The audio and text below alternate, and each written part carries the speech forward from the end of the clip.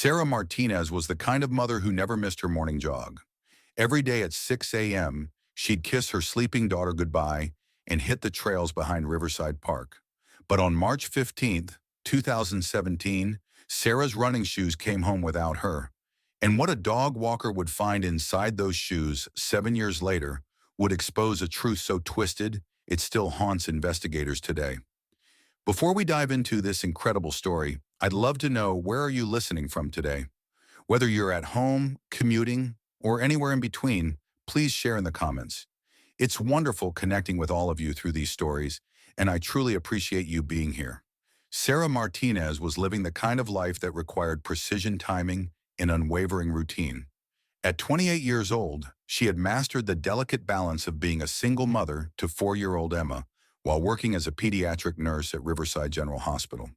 Her days were measured in medications administered, temperatures taken, and the countless small acts of care that kept critically ill children comfortable and their parents hopeful. But every morning at exactly 6 a.m., Sarah claimed 1 hour for herself. One sacred hour when she could lace up her Nike running shoes, step out into the crisp morning air, and find peace on the winding trails behind Riverside Park. This wasn't just exercise for Sarah, it was therapy. The rhythmic pounding of her feet on the forest floor helped process the emotional weight of watching children fight for their lives every day.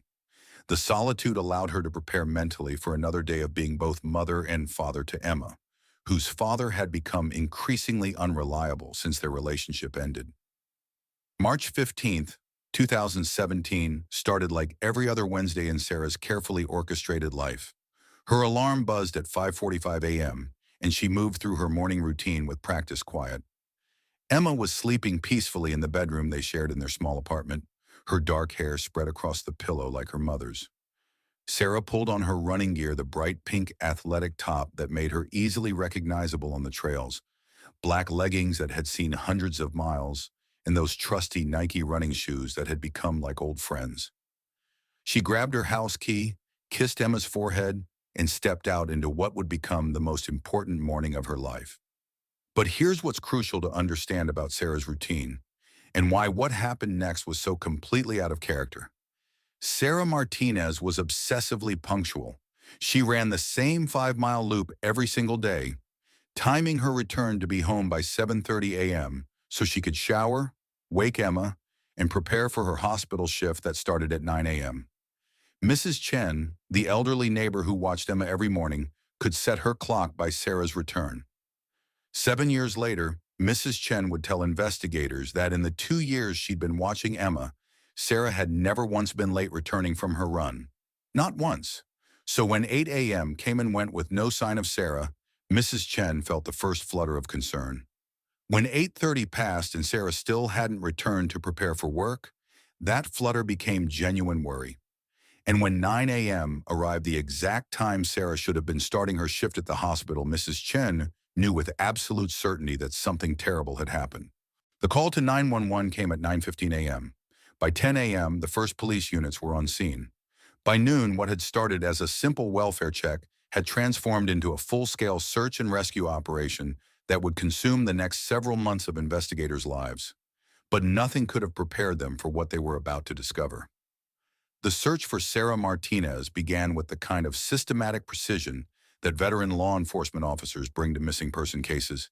Detective Frank Morrison, a 15-year veteran of the Riverside Police Department, organized teams to canvass every inch of the trail where Sarah was known to run.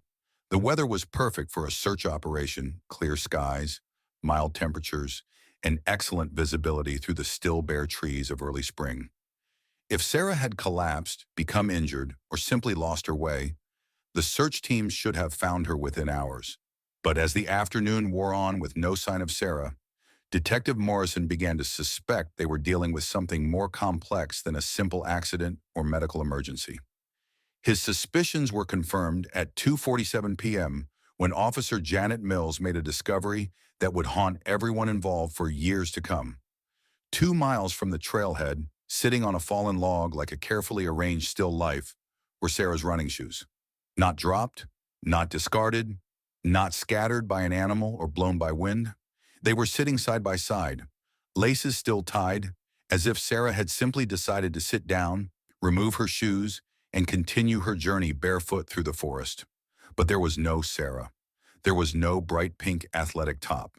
There was no sign of a struggle, no blood, no torn clothing, no disturbed earth. Just two running shoes sitting precisely where someone had placed them, mocking the search teams with their perfect positioning. Detective Morrison had worked dozens of missing person cases, but he'd never encountered anything like this. People don't just vanish from their own shoes, he would later tell reporters, and that quote would become the haunting headline that defined the case for years to come. The crime scene team photographed the shoes from every angle. They measured their exact position, documented the surrounding area, and carefully collected the shoes as evidence.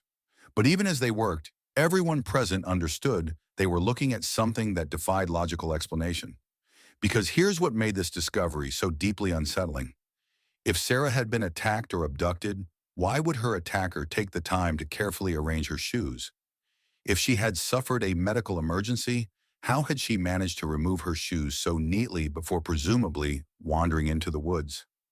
And if she had simply decided to leave her old life behind, a theory that would briefly gain traction among investigators, why leave behind the one piece of evidence that would guarantee an intensive search?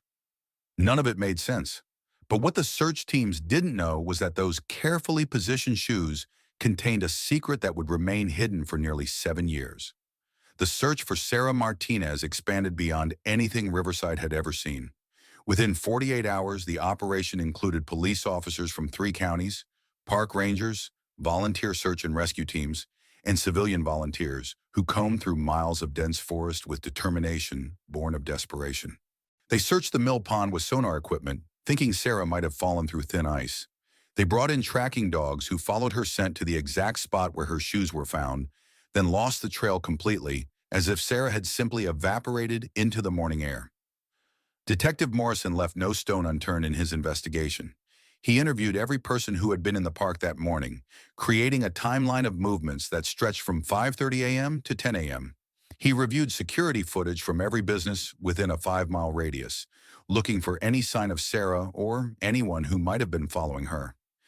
The investigation into Sarah's personal life was equally thorough. Her ex-boyfriend, Michael Torres, Emma's father, was questioned extensively and eventually cleared when his alibi checked out. He had been at his girlfriend Jessica's apartment all night and morning, confirmed by multiple witnesses and security footage from Jessica's apartment complex. Sarah's co-workers at Riverside General were interviewed. Her small circle of friends was scrutinized. Her financial records were examined for any sign of trouble. Her laptop was searched for evidence of online threats or concerning communications. Every lead led to a dead end. Every theory collapsed under scrutiny. Every potential suspect was eliminated through careful investigation. But here's what investigators didn't know at the time, and what would only become clear years later. They had actually interviewed Sarah's killer during those first crucial weeks of the investigation. The person responsible for her death had sat across from Detective Morrison, answered his questions, and walked away without arousing the slightest suspicion. The case that had begun with such promise gradually faded from public attention. The volunteer search parties dwindled as hope turned to resignation. The media moved on to other stories. And Sarah's running shoes sat in the evidence locker at the Riverside Police Department, holding their secrets in silence. By 2020, 3 years after Detective Morrison's retirement, the Sarah Martinez case had officially gone cold. The active investigation had been suspended, though the file remained open, a testament to the department's refusal to completely give up on finding answers. Emma Martinez, now 7 years old, had settled into life with her grandmother Carmen in a neighboring town. Carmen had kept Sarah's apartment exactly as it was for 2 years, hoping against hope for her daughter's return. When she finally packed up Sarah's belongings, she kept the items that held the most meaning: photographs, Emma's baby clothes that Sarah had saved, and a few pieces of jewelry that would someday belong to Emma. The case had left scars on everyone involved. Detective Morrison, even in retirement, would wake up some mornings thinking about those perfectly placed running shoes. Mrs. Chen, who had loved Sarah like a daughter, struggled with guilt over not calling for help sooner. The nurses at Riverside General dedicated a memorial garden to Sarah, where they would sometimes sit during breaks and wonder what had really happened to their colleague. But the person most affected by Sarah's disappearance was, of course, Emma herself. Too young to fully understand what had happened when her mother vanished, Emma had grown up with an incomplete story and 1,000 unanswered questions. Carmen did her best to keep Sarah's memory alive, sharing stories about Emma's mother and showing her photos. But there was always the terrible uncertainty hanging over everything. Had Sarah abandoned them? Had she been murdered? Was she somewhere else living a new life? The not knowing was almost worse than the worst possible truth. What none of them realized was that the truth was quite literally sitting in an evidence locker less than 20 miles away, hidden in a place so clever that it had escaped the attention of even the most thorough forensic examination. The secret Sarah had hidden would remain undiscovered until a golden retriever named Buddy developed a fascination with an interesting scent in the woods behind Riverside Park. March 12th, 2024 started as an ordinary morning for Margaret Fuller and her golden retriever, Buddy. Margaret, a retired teacher who had moved to Riverside the previous year, had fallen in love with the hiking trails behind the park. At 67, she found that her daily walks with Buddy helped keep her active and provided the kind of peaceful solitude she had craved during her 40 years in the classroom. Buddy, a 6-year-old rescue dog with an insatiable curiosity, had developed a habit of straying from the main trail to investigate interesting scents. Margaret had learned to follow patiently, knowing that Buddy's excursions usually led to nothing more exciting than a discarded food wrapper or the remains of some small woodland creature. But on this particular morning, as they followed the same trail where Sarah Martinez had jogged 7 years earlier, Buddy's behavior was different. Instead of his usual casual wandering, he suddenly bolted toward a dense thicket about 50 yards off the main path, his tail wagging with an excitement that Margaret had never seen before. "Buddy!" Margaret called, but the dog was already deep in the undergrowth, barking with an urgency that made Margaret's pulse quicken. She followed, pushing through branches and brambles, worried that Buddy had cornered some wild animal that might hurt him. What she found instead would reopen one of the most puzzling missing person cases in the county's history.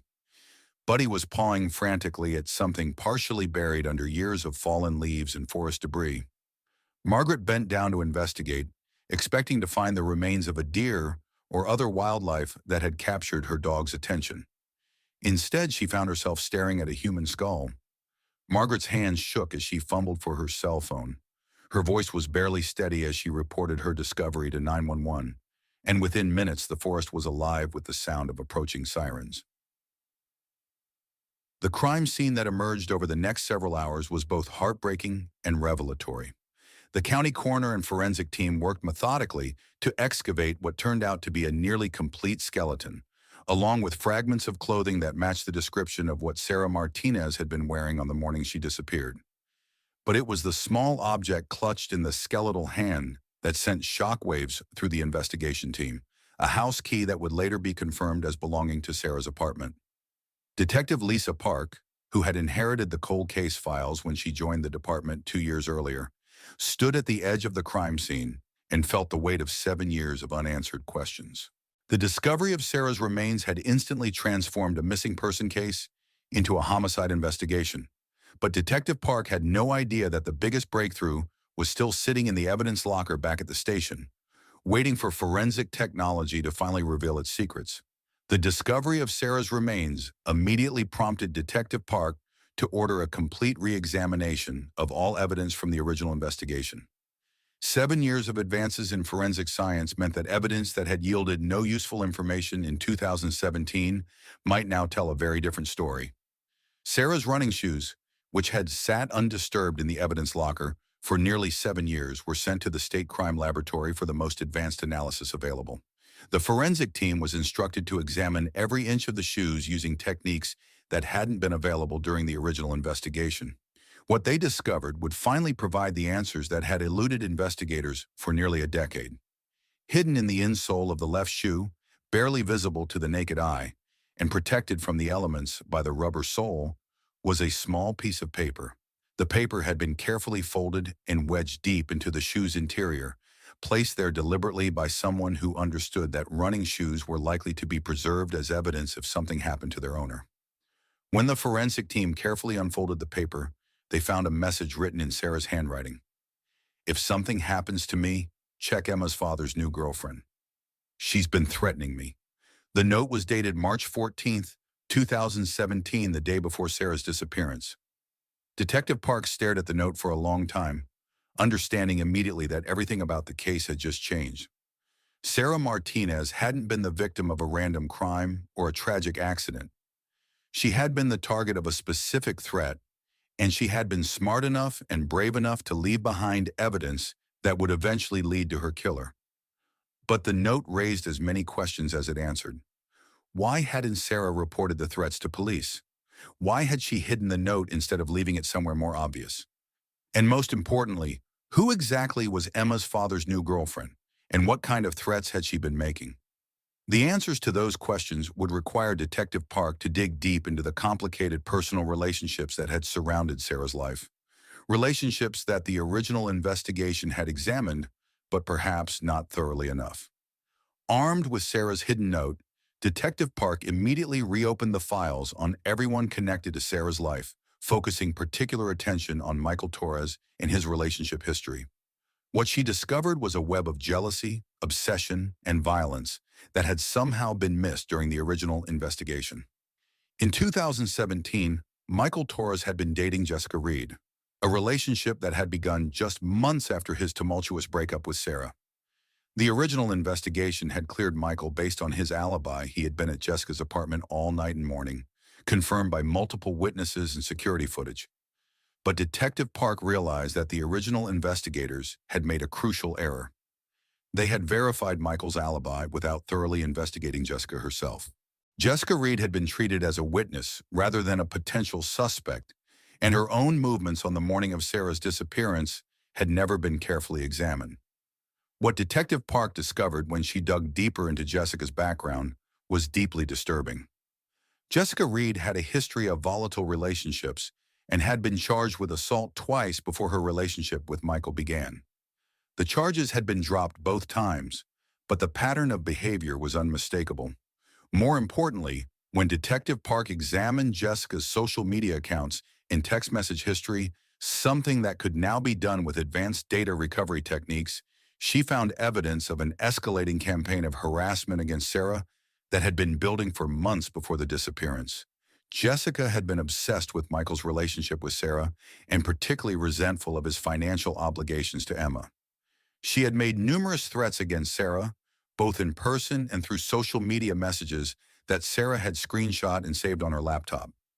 But here's the crucial detail that had been missed in the original investigation. Those screenshots had been buried deep in Sarah's computer files, saved in a folder labeled Insurance that investigators had assumed contained only financial documents. They had never been found because no one had thought to look for them there. The discovery of these threats transformed the entire case. Sarah Martinez hadn't been keeping secrets from the police because she was hiding something. She had been collecting evidence, building a case against her tormentor, and preparing for the confrontation she knew was coming. That confrontation came on the morning of March 15th, 2017, on a quiet trail where Sarah thought she would be safe. With the new evidence pointing clearly toward Jessica Reed, Detective Park knew she needed to re-interview everyone involved in the case. But she also knew that 7 years had passed, memories fade, stories change, and people who had once been cooperative might now be defensive or hostile. Her first stop was Michael Torres, who was now 35 years old and working as a mechanic in a town about an hour from Riverside. Michael had remarried and had 2 more children, and he initially seemed reluctant to discuss his past relationship with Sarah or his involvement in the investigation. But when Detective Park showed him the note that Sarah had hidden in her shoe, Michael's composure cracked. Faced with undeniable evidence that Sarah had been afraid of Jessica, and knowing that investigators now had proof of Jessica's threats, Michael finally broke down and told the truth about what had really happened on March 15th, 2017. The story that emerged was both tragic and infuriating. On the morning of Sarah's disappearance, Jessica had convinced Michael to confront Sarah about reducing his child support payments. Jessica had been pressuring Michael for months to cut ties with his past, and she particularly resented the money he sent to support Emma. They had waited for Sarah on the trail, knowing her routine, and planning what they thought would be a simple intimidation tactic. Jessica wanted to scare Sarah into agreeing to their demands, and Michael, weak and manipulated by his volatile girlfriend, had gone along with the plan. But when they confronted Sarah that morning, she refused to be intimidated. She told them she was tired of Jessica's threats and harassment, and she threatened to seek full custody of Emma if they didn't leave her alone. She also revealed that she had been documenting Jessica's threats and had evidence that could be used in court. That's when Jessica Reed snapped. She struck Sarah with a rock, intending only to hurt her and assert dominance, but the blow proved fatal. Sarah died almost instantly from the head trauma. Panicked and realizing they had committed murder, Michael and Jessica had moved Sarah's body deep into the woods, far from the trail where she would eventually be discovered. They had placed her running shoes on the log, hoping to create the impression that she had simply wandered off and become lost. It was a plan born of desperation and executed without any real understanding of how missing person investigations work. They thought the shoes would serve as evidence that Sarah had left voluntarily, never imagining that their careful placement would actually make investigators more suspicious. What they also didn't know was that Sarah had already outmaneuvered them. In the final moments before the confrontation, Sarah had somehow managed to hide her note in her shoe, a desperate act of foresight that would ensure her killer would eventually face justice. Jessica Reed was arrested on March 15, 2024, exactly 7 years after Sarah's murder. The timing was not coincidental. Detective Park had deliberately chosen the anniversary date to serve the warrant, knowing the symbolic weight it would carry. Jessica, now 32 years old and working as a hairstylist in a neighboring state, initially denied any involvement in Sarah's disappearance. But faced with Michael's confession, the evidence of her threats, and the damning note that Sarah had left behind, her denials quickly crumbled. The legal proceedings that followed were intense and emotionally charged. Jessica's defense team argued that she had acted in self-defense, claiming that Sarah had attacked her first. But the forensic evidence told a different story. The angle of the fatal blow and the lack of defensive wounds on Sarah's body clearly indicated that she had been struck from behind while trying to flee. Michael Torres, who had cooperated fully with investigators after his initial confession, agreed to testify against Jessica in exchange for a reduced sentence. His testimony revealed the extent of Jessica's obsession with destroying Sarah's relationship with her daughter and her willingness to use violence to get what she wanted. The trial lasted 3 weeks and included testimony from Emma Martinez, now 11 years old, who bravely took the stand to talk about her memories of her mother and the impact of growing up without knowing what had happened to her. Her testimony was devastating, painting a picture of a child who had been robbed not just of her mother, but of the basic human need to understand what had happened to the person she loved most. Carmen Martinez, now 78 years old, also testified about the 7 years of uncertainty and grief that her family had endured. She talked about keeping Sarah's memory alive for Emma while battling her own despair and the terrible not knowing that had consumed their lives. The jury deliberated for less than 6 hours before returning a guilty verdict on charges of second-degree murder, disposal of a body, and obstruction of justice. Jessica Reed was sentenced to 25 years to life in prison, with the possibility of parole only after serving the full 25-year minimum. Michael Torres received a sentence of 10 years for his role as an accessory after the fact and for helping to dispose of Sarah's body. His cooperation with the investigation and his eventual testimony were considered mitigating factors, but the judge made it clear that his actions had prolonged the suffering of Sarah's family and hindered the search for justice. The conclusion of the Sarah Martinez case brought closure to a community that had been haunted by her disappearance for 7 years. But it also raised important questions about how missing person investigations are conducted and the importance of thoroughly examining all evidence, no matter how insignificant it might seem at the time. The note that Sarah had hidden in her shoe had been there all along, waiting for forensic technology to advance enough to reveal its secrets. If investigators had had access to the advanced examination techniques available in 2024, Sarah's killer might have been caught within days rather than years. Detective Park used the case as a teaching tool for other investigators, emphasizing the importance of examining evidence multiple times as technology advances and the need to look beyond obvious suspects when building a case. She also advocated for better training in recognizing patterns of domestic violence and stalking behavior, noting that Jessica's harassment of Sarah had escalated in ways that might have been prevented with earlier intervention. For Emma Martinez, learning the truth about her mother's death was both devastating and liberating. At 11 years old, she finally had answers to the questions that had haunted her childhood. She learned that her mother hadn't abandoned her, hadn't chosen to disappear, and had actually been thinking of her daughter's safety even in her final moments. Emma also learned that her mother had been a hero. Sarah's decision to hide that note in her shoe had been an act of extraordinary courage and foresight. She had somehow known that she was in danger, had documented the threats against her, and had left behind evidence that would eventually lead to justice. Carmen Martinez, who had raised Emma with love and devotion despite her own grief, felt a complex mix of emotions when the case was finally closed. The relief of knowing what had happened to Sarah was tempered by the pain of learning how needlessly her daughter had died. But she also felt immense pride in Sarah's final act of courage and in the way Emma had grown into a strong, resilient young woman who carried her mother's spirit forward. Today, the trail behind Riverside Park is still used by joggers every morning. But now there's a small memorial marker at the spot where Sarah's journey ended, a simple stone bench with a plaque that reads, "In memory of Sarah Martinez, devoted mother and healer who never came home from her morning run. Her courage speaks across time." The bench sits near where Sarah's running shoes were found, though few of the current trail users know the full story of what happened there. For them, it's simply a peaceful place to rest and reflect during their own morning exercise routines. But for those who knew Sarah and for the investigators who worked tirelessly to solve her case, the memorial represents something much more profound. It's a reminder that justice, while sometimes delayed, is not always denied. It's a testament to the power of evidence carefully preserved and technology thoughtfully applied. And it's a celebration of a mother's love that transcended death to ensure her killer would face consequences. Sarah Martinez was 28 years old when she died, struck down by jealousy and violence in what should have been a moment of peace and solitude.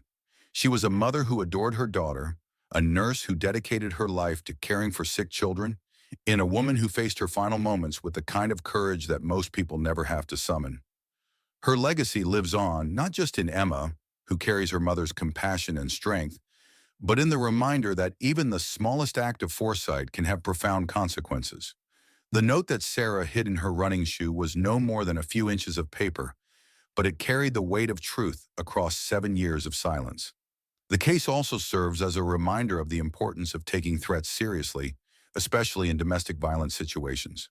Sarah had been documenting Jessica's harassment and threats, building a case that she hoped would protect her and Emma from further violence. Her death might have been prevented if the authorities had been aware of the escalating situation and had taken action to stop Jessica's campaign of intimidation. For Detective Lisa Park, the Sarah Martinez case represents both the best and worst aspects of police work. The frustration of knowing that the truth had been there all along, waiting to be discovered, was balanced by the satisfaction of finally delivering justice to a family that had waited 7 years for answers.